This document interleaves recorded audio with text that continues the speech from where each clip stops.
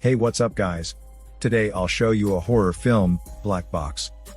Spoiler ahead, watch out and take care. The movie begins with Nolan reminiscing about his family's blurred and puzzled memories in a dream.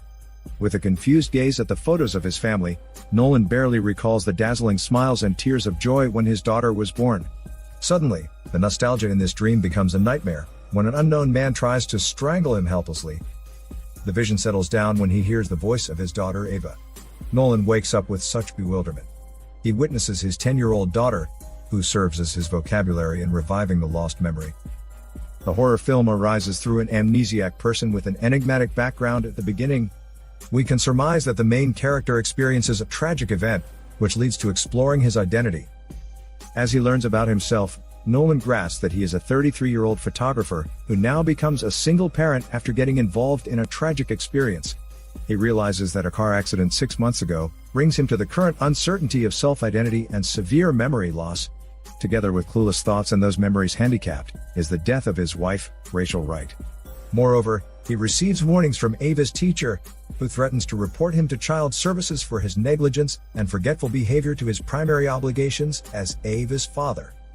He even fails to get another photography contract, as the clients prefer his performance before this near-death experience.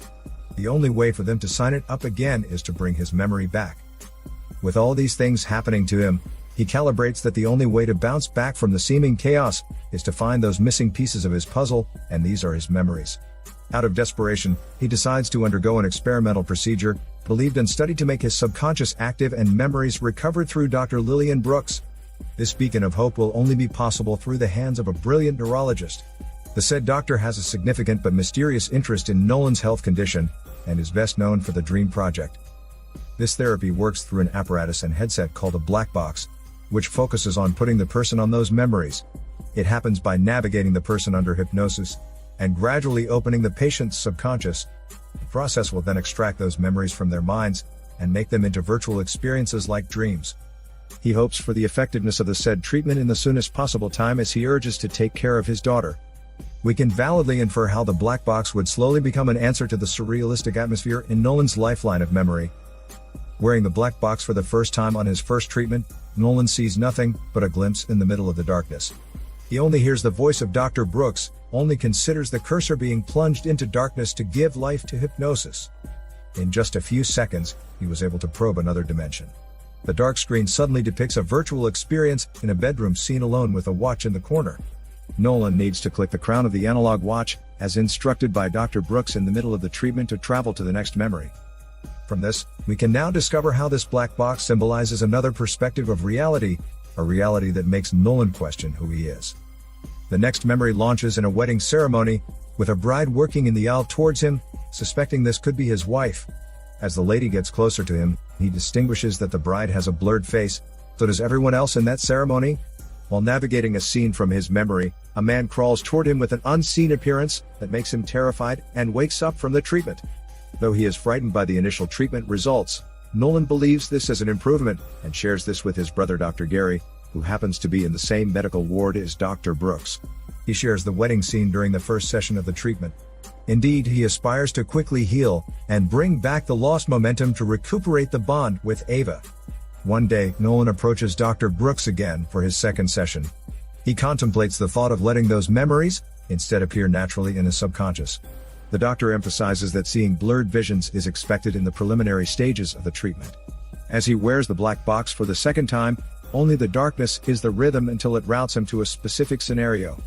He finds himself in a room with the cry of a baby as the only symphony. He tries to locate the cry in that vision, and finally witnesses a baby with a blurred face again. Afterward, he sees broken plates on the floor and a figure of a woman crying and staring in a mirror with no distinct facial features. In another corner, a man with twisted bones suddenly appears, slowly crawling towards him. Nolan is petrified, and begins uttering the phrase several times, "I run my mind, it doesn't run me." But that strange man in the vision continuously crawls toward him. The dream residing in the black box is then disturbed, and interrupted by that man trying to choke him. With this overwhelming experience, Dr. Brooks comforts and allows him to understand the enigma. The said doctor states that these visions are all components of his subconscious and once part of his past.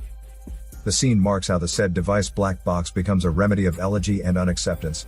While the execution remains unpredictable, the message prevails and highlights the main character's life as Nolan. To deal with the confusion, Nolan consults his brother again, Dr. Gary, and asks him about what he witnesses in that process. He questions if he ever hit his wife or anything in particular, such as violence that happened to them before. Dr. Gary explains that it can be just hallucinations. Considering the burden on his plates, such as with Ava, his job, and his wife's loss, the doctor supposes this trauma from the vehicle accident triggers this bewilderment. The next day, Nolan visits an apartment with Ava, and he sees a room that is perfectly similar to the visions during his first black box procedure. He sees a lady and a child lying on a sofa, so he immediately closes the door.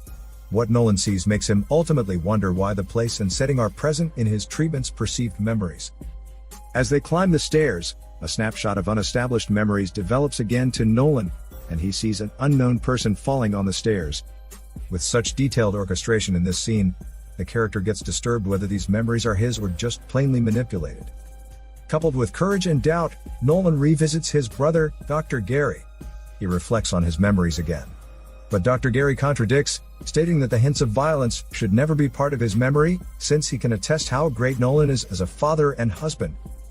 Meanwhile, Dr. Gary again examines Nolan's medical history and laboratory reports due to Nolan's doubts and interrogation. He then discovers a record of Nolan after the accident labeled as suspected brain death, and a follow-up note that he regains his consciousness after a 3-day coma. These details push him to consult the other doctors about how quickly Nolan recovers from a brain death situation. He investigates the skeptical and unnatural procedures of Dr. Brooks to his brother. Nolan revisits Dr. Brooks for his third session in hypnosis treatment, since he aims to get a clearer image of his memories and experiences. In this session, he visions the wedding ceremony in the device again, with blurred faces and creepy images that appear from the first session. A man is crawling and slowly approaching him. Nolan tries to remain his composure, until this strange man slaps him and shifts him to other familiar memories. With such eagerness to learn his memory, he clicks the watch's crown, and another glimpse of memory arises. He finds himself in a hospital with a woman looking at him. This time, the face of the woman now has a definite and remarkable image. Since he is in the same field as Dr. Brooks, Gary gives justice by deducing the information presented, and revealing the intentions behind the unusual act. He wants to discover why false memories are experienced by his own brother. While the session is ongoing, Dr. Gary tries to intervene, and looks for Dr. Brooks due to the questionable information and tests performed on Nolan's case. But Dr. Brooks' assistant informs him that the procedure needs time, and should not be interrupted for its effectiveness. The procedure continues, and Nolan is constantly pressing the analog watch to see different memories. He goes back to the wedding scene, and surprisingly, the woman's face is now vivid and recognizable.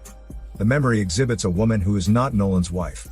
The image is the identity of a woman Nolan saw in the apartment a few days ago, which is not related to him. Correspondingly, a man now appears in the vision with his actual face, and discerns that these memories are his and not Nolan's. In the middle of the session, the procedure reveals a horrifying truth. Nolan recounts that he is not Nolan at all. Thomas, the son of Dr. Brooks, turns out to be the owner of memories who died 2 years ago after falling off the stairs, and the lady's husband named Miranda in the said apartment. It is now Thomas' memories and blueprints that govern Nolan's body little by little through the help of his mother. Unanticipatedly, the session stops when Thomas is now taking over Nolan's body with his memories completely. Dr. Brooks bursts into tears and is mesmerized by the result. After a brilliant experiment, Thomas appears alive in her patient's body by implanting those memories to a brain-dead person in the form of Nolan. When the doctor successfully pulls off the dream project, she rejoices with Thomas, and convinces her son to seize the moment of the second life. What leads Dr. Brooks to execute the controversial procedure is her love and yearning for her son. Indeed, acceptance for Thomas' death will never be an option for Dr. Brooks, but actually an urge and motivation to remain steadfast in bringing back her son, no matter what difficulties it may face. As soon as Thomas unfolds most of his memories in Nolan's body, he sends Ava to Dr. Gary, intending to rebuild his real family and old life in the apartment. He remarks that he needs to send Ava for no declared duration for the betterment of each party, since they are not related at all. Though Ava becomes confused, she still manages to understand, and agrees to the plan of her dad. Dr. Gary even respects his decision, and comforts him in the best way possible, regardless of the changing behavior of Nolan. Thomas goes to the apartment nervously, and the only thing that runs in his mind is to make things right. From being an abusive husband and a failed son, Thomas plans to transform his life and portrays a new beginning. He slowly introduces himself to Miranda about how he relates to her, and she is not convinced but confused. He begins telling stories and previous experiences as a couple, which enlightens her. But it is now over. Miranda has already moved on and is trying now to forget Thomas. To think that he is in a wrong frame, Thomas tolerates the fact by trying to live and disregard the life and obligations of Nolan and as Nolan. The moment Thomas witnesses how his wife refuses him, this provokes his anger and violent behavior. So he attacks Miranda. Miranda knocks Thomas out before this man can come to their daughter. Thomas finds himself in a road near Dr. Gary's house. Ava notices the blood on the head of his father Nolan, who is now ruled by Thomas. Later, Thomas confronts his mother, Dr. Brooks, after seeing a vision of a twisted man crawling in a reflection. After what Ava and Gary discover, they quickly follow Thomas in the lab of Dr. Brooks. Gary determines that Nolan now has false memories, and they need to go to the lab to stop the experimentation and claim the actual and original Nolan. The procedure with the black box begins again to settle the memories of Thomas to Nolan's system finally. The only way to do this is to kill and eliminate the creepy, twisted man, who appears to be crawling in any memory. Thomas shifts to the apartment's specific memory, and sees an approaching man with a twisted figure and unrecognizable face. As the creepy creature gets closer to Thomas, the image becomes vividly comprehensible, only to learn that this is Nolan's remnant and memory. We can then conclude here that Nolan becomes an unwilling vessel of Thomas' memory and identity. Since the movie began, it was Thomas's thoughts and memories until Nolan refuses to be overpowered by it. A fight occurs in the labyrinth of consciousness between the inner self of Thomas and Nolan. When Thomas is about to stab the vision of Nolan to end Nolan's identity finally, Ava's voice awakens the atmosphere of the black box, and Nolan's inner self recognizes it. Thomas attempts to kill that figure again, but his wife Miranda appears in the vision, and he suddenly remembers the cause of his death, which is his wife, who accidentally pushed him in the stairs for self-defense. Thomas feels heartbroken, and decides to exit Nolan's consciousness and goes into the dark. The movie ends with Nolan regaining his consciousness and reuniting with Ava and Dr. Gary. In contrast, Dr. Brooks gets dismissed from the hospital due to her controversial procedure. At the film's closure, Brooks strives to redeem the data of his son's memory again, waiting for the next patient whom she can crown the black box again. Just like how everyone conquers everything with love, a mother's love in the character of Dr. Brooks is more than willing to combat the risks and achieve the unknown. The movie essentially entails how love can be a mantra of an identity crisis, and how elegy can be the pillar of vulnerabilities, pushing us to mobilize disastrous realities. This is Daniel CC Movie Channel. Peace out.